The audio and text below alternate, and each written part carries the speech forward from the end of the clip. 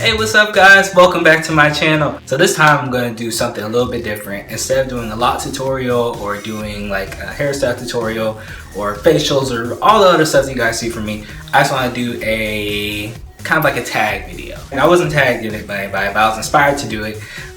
There's a video on KNOTLOCKS and Lex Lanson's channel. They did a collaboration video and they're talking about the good parts about having locks and the bad things about having locks. So I was inspired to do this video based off of the conversation they're having. If you want to check out what they've done so far, I'll put the links to their channels and those videos around in the description box below. Shout out to them. The thing is, everyone's locks are different. Everyone's going on their own lock journey, natural hair journey. You know, your hair is going to do what it wants to do, and locks kind of makes you appreciate, you know, what your hair is gonna do, whether you want to or not. It's not all sunshine and happiness all the time. There are some days where I truly hate having these things on my head, especially because it's summer. It feels like a wool cap right now, but we'll get into that later. Here is my top 5 things that I can't stand about my locks. Most people do good things first. I want to get the bad stuff out the way so I can set y'all up for all the great things, because there's more than 5 good things that I like about my locks. So without further ado, let's get into it. Alright, so number 1 on the list is dandruff.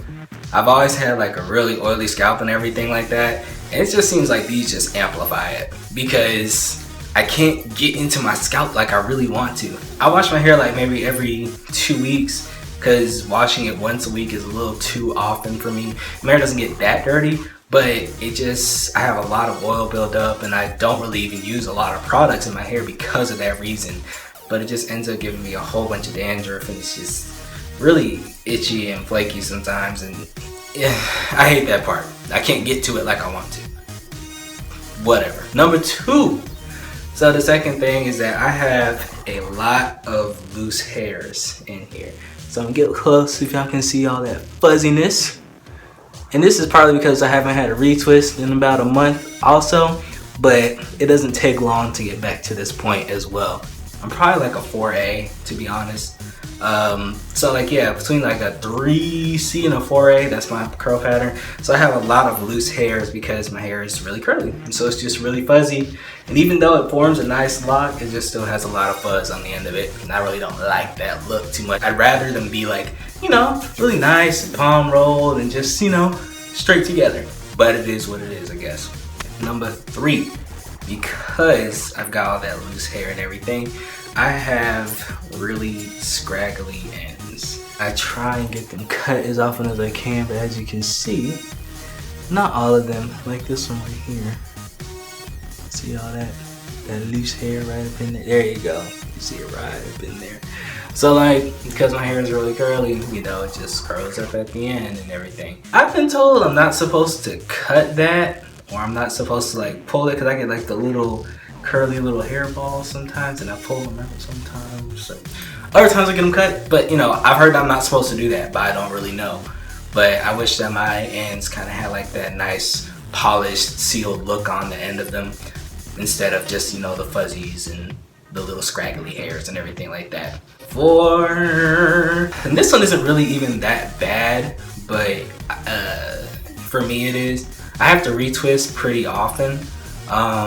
My hair grows like that. My hair grows really fast. It always has. Like even when I was little and I had like a shortcut and everything, I had to get my hair cut at least every 2 weeks, if not almost every week, at least a lineup, because my hair grows back really fast. And trust me, I'm not complaining about that, because the growth pattern has been real. But because it grows out so fast and everything, my retwist only lasts about a minimum of 3 weeks, you know, because during week 2, usually, between week 2 and week 3, I have to wash it, so that loosens it up again as well. But I've already gotten like a crazy amount of new growth in between that. The most I can go for a retwist, I can go at least 4 weeks, 4.5 weeks in between retwists. Anything longer than that, it really is just not working. It actually hurts because my hair gets all matted up at the root and everything. Like right now, this is 4 weeks right here, and I could just see my scalp about a week ago, and now you see all that right there. All that darkness is new growth. I can't even really see my scalp even if I part it. And if you heard something rip right there, that's because that was a loose hair. After 4 weeks, it's just a done deal. Like it's done.